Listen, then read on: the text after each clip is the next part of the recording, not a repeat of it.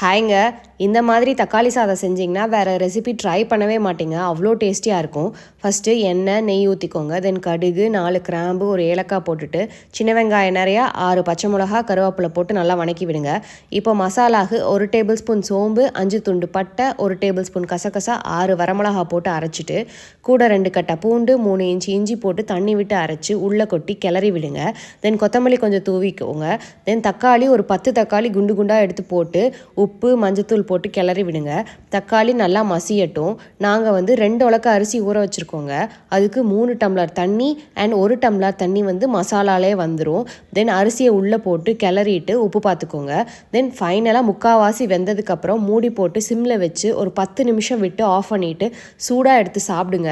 அடடடடா, அவ்வளோ ருசியாக இருக்குங்க. வெறும் தயிர் பச்சடி போதும். ட்ரை பண்ணி பாருங்கள். அப்படியே ஃபாலோ அண்ட் சப்ஸ்கிரைப் பண்ணிக்கோங்க for more videos. See you in the next video.